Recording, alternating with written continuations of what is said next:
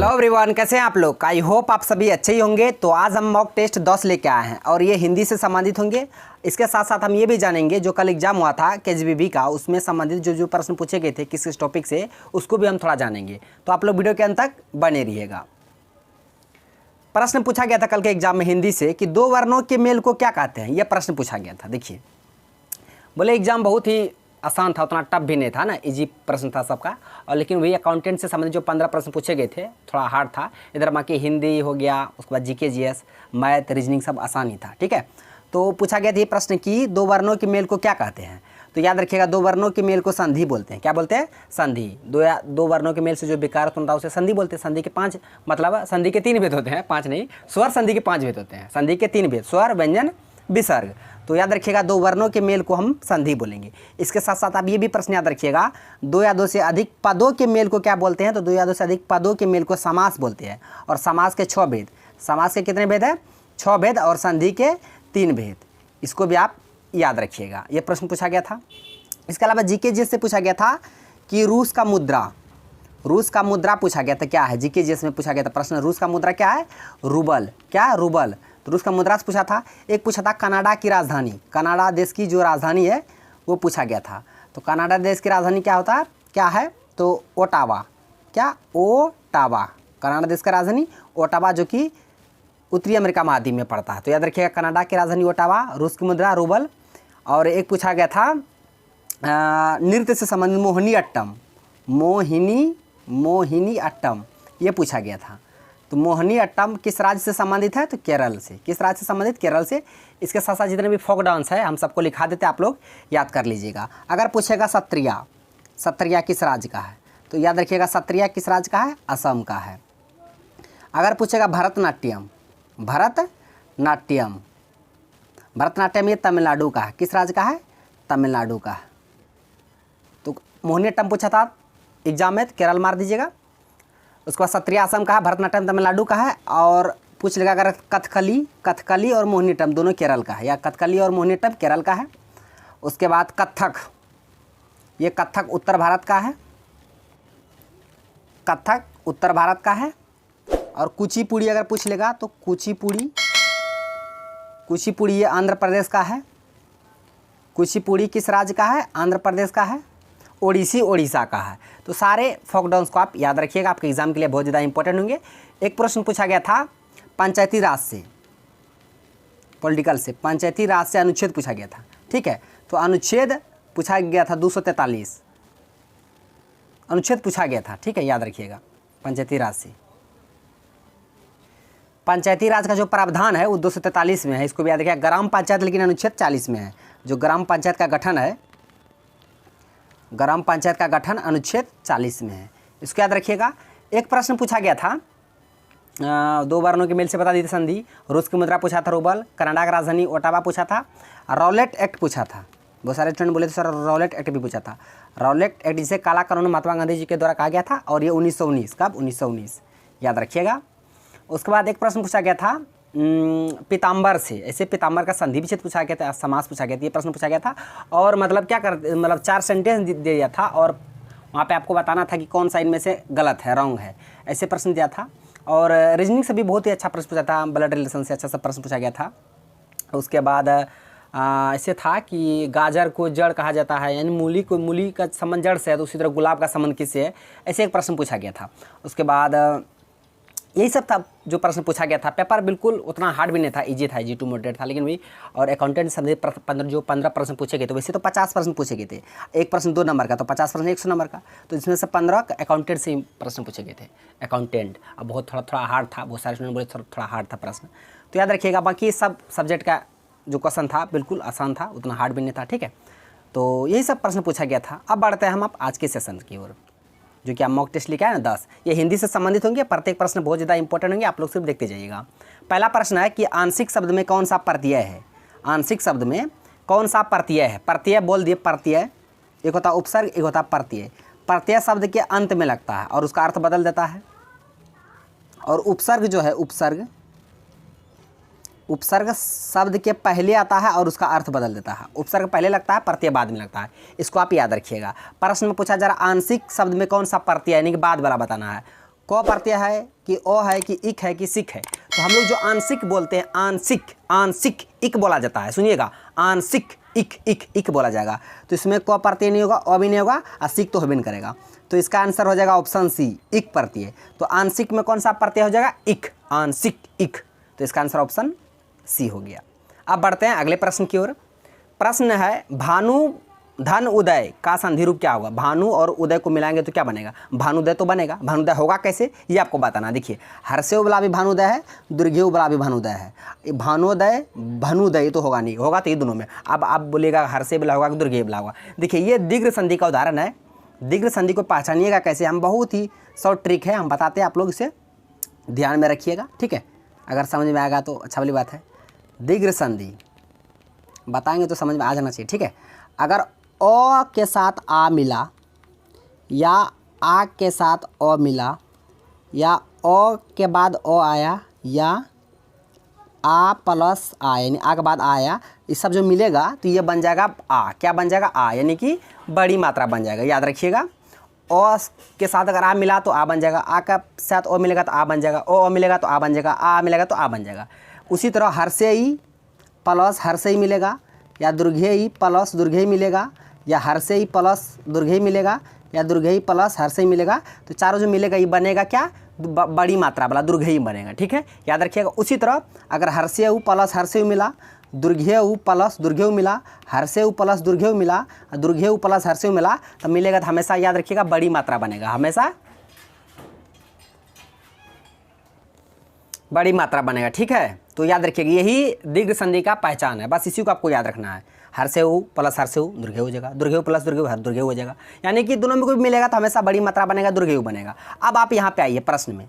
प्रश्न में है भानु भानु धन उदय, भानु धन उदय। आप यहाँ देखिए, भानु यहाँ पे हर्षेय आया और प्लस इसका भी शुरू में हर्षेय है। हर्षेय हर्षेय मिलेगा तो क्या हर्षेय बनेगा, नहीं, हर्षेय हर्षेय मिलेगा तो दीर्घेय बनेगा। क्या बनेगा, दीर्घेय बनेगा, याद रखिएगा। अब मात्रा भी दीर्घेय वाला होगा। अब बोलिए, भानुदय में हर्षेय वाला मात्रा होगा दीर्घेय वाला, हर्षेय हर्षेय मिलेगा तो दीर्घेय, तो दीर्घेय वाला मात्रा होगा। इसका आंसर ऑप्शन बी हो जाएगा, भानुदय। याद रखिएगा, ये कॉन्सेप्ट जो हम बताए दीर्घ संधि का बहुत ही ज़्यादा इंपॉर्टेंट है। आप अगर इन तीनों को याद रखिएगा तो आप बहुत ही आसानी से पहचान जाएंगे ये दीर्घ संधि है। और भानु में याद है कि हर्षेय है, लेकिन जब इसका विग्रह मतलब कीजिएगा, मिलाइएगा, संधि रूप कीजिएगा तो हर्षेय दीर्घेय बदल जाएगा, है ना, हर्षेय हर्षेय प्लस दीर्घेय। इसलिए भानुदय में दीर्घेय वाला मतलब 9 में दीर्घेय होगा, 9 में हर्षेय का मात्रा नहीं होगा। दीर्घेय आया कहाँ से, हम आपको बता दिए, ठीक है। ये सब जो बता रहे हैं आप इसे याद रखिएगा। नेक्स्ट है कि निम्नलिखित में से कौन सा अलंकार है। अलंकार दो शब्द का जो मतलब सुंदरता को बढ़ाता है ना सेंटेंस का, तो याद रखिए अलंकार से संबंधित प्रश्न पूछे जाते हैं एग्जाम में, खासकर हिंदी से संबंधित जो भी प्रश्न पूछे जाएंगे जिस भी एग्जाम में, तो अलंकार से प्रश्न रहते ही हैं। तो देखिए ऑप्शन मतलब प्रश्न में बोला गया है कि मुदित महीपति मंदिर आए, मुदित महीपति मंदिर आए। देखिए उसे अलंकार दो तरह का होता है, शब्दालंकार, अर्थालंकार। अलंकार थोड़ा इसके बारे में बताते हैं, ठीक है। अलंकार दो तरह का, शब्दालंकार, शब्दालंकार, एक होता है अर्थालंकार, अर्थालंकार, ठीक है। उससे तो उभयालंकार भी होता है, उस उन्हें पूछा नहीं जाता है। शब्दालंकार में हो जाएगा अनुप्रास अलंकार, अनुप्रास अलंकार, यमक अलंकार, सलेश अलंकार इसमें आ जाएगा। इसमें अर्थालंकार में हो जाएगा उपमा अलंकार, उसको आता है रूपक अलंकार, ये सब अर्थालंकार में आ जाएगा, ठीक है। अब यहाँ अनुप्रास अलंकार को पहचानने का नियम देखिए, थोड़ा थोड़ा बताते हैं इसके बारे में, ठीक है। अनुप्रास अलंकार, इसमें ना एक ही वर्ण जो है, एक ही वर्ण बार बार रिपीट होगा, बार बार रिपीट होगा, बार बार रिपीट होगा। एक ही वर्ण बार बार क्या होगा, रिपीट होगा, एक ही वर्ण, ठीक है। अगर को आया तो बार बार को आएगा उस सेंटेंस में, मो आएगा तो बार बार मो आएगा, चो आएगा तो बार बार चो आएगा, वो अनुप्रास अलंकार में। उसी तरह अगर यमक अलंकार का जो ट्रिक देखिएगा, तो यमक अलंकार में क्या होता है, जो कोई शब्द है, कोई भी शब्द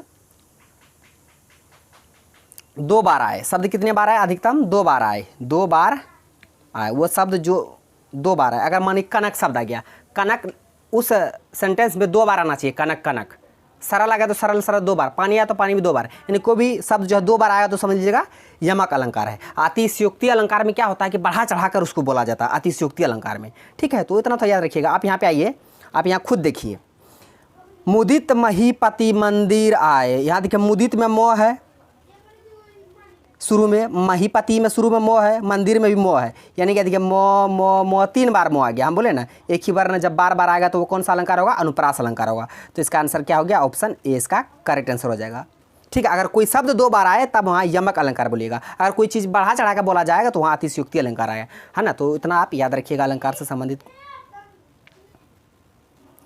नेक्स्ट है कि स्वर संधि के कितने भेद हैं। संधि के 3 भेद, स्वर व्यंजन विसर्ग। अब पूछा जा रहा है स्वर संधि के कितने भेद, तो 5 भेद। स्वर संधि के कितने भेद, 5 भेद। कौन कौन, दीर्घ, गुण, वृद्धि, यन, आयादी, अयादी, ये 5 है मतलब स्वर संधि के भेद। तो इसका आंसर क्या हो जाएगा, ऑप्शन बी 5 भेद है। 5 भेद का नाम बता दिए, याद रखिएगा, दीर्घ, गुण, वृद्धि, यन, आयादी। नेक्स्ट है कि कौन सा शब्द नेत्र का पर्यायवाची है। नेत्र का पर्यायवाची कौन सा शब्द है आपको बताना है, ठीक है। ऑप्शन में दिया अंभ, अंश, अम्र, अक्षी। तो नेत्र का पर्यायवाची हो जाएगा अक्षी, अक्षी इसका करेक्ट आंसर हो जाएगा अक्षी। अंभ, जो अंभ ऑप्शन में दिया है, अंभ किसका पर्यायवाची है, ऑप्शन में दिया ना अंभ। तो देखिए यही अगर अम्र रहता, अम्र, तो ये अम्र हो जाएगा जल का पर्यायवाची, किसका, जल का। अंश का जन्म करते हैं, अंश का होता है हिस्सा, भाग, ठीक है, याद रखिएगा। अक्षी नेत्र का होता है। नेत्र का इसके अलावा क्या होता है, नेत्र का होता है नयन, लोचन, चक्षु, ये सब नेत्र का है, याद रखिएगा। नेक्स्ट है कि सही वर्तनी वाले शब्द का चयन करें। लिखा है भुलक्कड़, अब भुलक्कड़ होगा कैसे आपको बताना है। भूलककड़, भूल ककड़, भूल ककड़, ये तीनों तो होगा नहीं। इसका आंसर ऑप्शन डी हो जाएगा भुलक्कड़। भूलो ककस निगड़ो, भुलक्कड़। कभी भी पूछेगा कि ऐसा शब्द जब भी आएगा ना, भुलक्कड़ हो गया, भुलक्कड़ नहीं भूलने वाला, पियक्कड़ हो गया, भुलक्कड़ हो गया, पियक्कड़ होगा, ये सब में प्रत्यय कभी कभी पूछता है, तो प्रत्यय हो जाएगा अक्कड़ प्रत्यय। कौन सा प्रत्यय, अक्कड़ प्रत्यय। भुलक्कड़ रहे, पियक्कड़ रहे, हाँ, सब में अक्कड़ प्रत्यय है, इसे याद रखिएगा। तो भुलक्कड़ कैसे होगा लिख दिया, पियक्कड़ भी कैसे होगा, दोनों को लिख दिया। आप दोनों को याद रखिएगा, प्रत्यय भी इसके साथ साथ याद रखिएगा। नेक्स्ट है कि प्रत्येक शब्द में कौन सा उपसर्ग है। प्रत्येक, प्रत्येक का अगर संधि विच्छेद करेंगे तो प्रतिधन एक, प्रतिधन एक, प्रत्येक हो जाएगा। तो पहले जो आता है उपसर्ग होता है, अंतिम में जो आता है वो प्रत्यय होता है। इसमें उपसर्ग क्या हो जाएगा, उपसर्ग प्रति हो जाएगा। इसमें उपसर्ग ही बताना था ना आपको, प्रत्येक का संधि भी विच्छेद बता दिए, प्रतिधन एक, और इसमें उपसर्ग बताना तो परौनी होगा, एक नहीं होगा, इक नहीं होगा। तो इसका आंसर ऑप्शन बी हो जाएगा प्रति। प्रत्येक में प्रति उपसर्ग है, एक प्रत्यय है। नेक्स्ट है कि अवनी का विलोम शब्द क्या होगा। अवनी मतलब क्या होता है, अवनी मतलब होता है धरती, धरती, धरती, धरा। इसका धरती उल्टा क्या होगा, आकाश होगा, आसमान होगा। तो यहाँ आकाश आसमान देवे क्या है, यहाँ अंबर दिया है, अंबर का भी मतलब वही होता है आकाश आसमान। तो याद रखिएगा, अब आसान आसान नहीं देता है, धरती आकाश, आकाश पाताल ऐसे नहीं, मतलब अवनी दे दिया। अवनी मतलब समझिएगा तब ना, क्या अवनी मतलब धरती, अंबर मतलब आकाश, तो अवनी का उल्टा अंबर हो जाएगा। क्या हो जाएगा, अंबर हो जाएगा, लेकिन अर्थ को समझना पड़ेगा, ठीक है।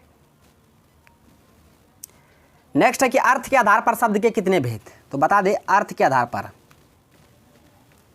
अर्थ के आधार पर शब्द के 2 भेद। कितने भेद, 2 भेद। एक सार्थक, एक निरर्थक। निरर्थक, सार्थक शब्द, निरर्थक शब्द। तो अर्थ के आधार पर 2 भेद। तो इसका आंसर क्या हो जाएगा, ऑप्शन डी 2 भेद हो जाएगा। और उत्पत्ति के आधार पर 4, तत्सम, तद्भव, देशज, विदेशज। तत्सम, तद्भव, देशज, विदेशज, वो उत्पत्ति के आधार पर होता है। लेकिन अर्थ के आधार पर शब्द के 2 भेद, सार्थक और निरर्थक, दोनों को आप याद रखिएगा। इसका आंसर ऑप्शन डी हो गया। तो फ्रेंड्स आ गया कमेंट बॉक्स। इस क्वेश्चन का आंसर को आप लोग को कमेंट बॉक्स में देना, हम नहीं देंगे। प्रश्न में कहा गया है अनेक शब्दों के बदले एक शब्द है जिसमें सहन शक्ति हो, जिसमें सहन शक्ति हो, उसे हम लोग क्या बोलेंगे, सहनकारी बोलेंगे, सहिष्णु बोलेंगे, सहनीय बोलेंगे, सहनशीलता बोलेंगे। जो भी बोलेंगे इसका आंसर को आप लोग को कमेंट बॉक्स में देना है। तो फ्रेंड्स आज का प्रश्न बस यहीं तक था, सारे प्रश्न को हम बता दिए। आई होप आपको वीडियो पसंद आया होगा। यदि वीडियो पसंद आया तो मेरा वीडियो को लाइक कीजिए तथा मेरा यूट्यूब चैनल करिए जेएस अड्डा को सब्सक्राइब करिए। अगर इन सभी प्रश्न का PDF चाहिए तो करिए जेएस अड्डा के नाम से टेलीग्राम पे चैनल है, वहाँ पे जाके आप फॉलो कर लीजिएगा, ज्वाइन कर लीजिएगा, वहाँ पे सारा PDF आपको मिल जाएगा। तो अब मिलते हैं नेक्स्ट वीडियो में नेक्स्ट टॉपिक के साथ, तब तक के लिए जय हिंद।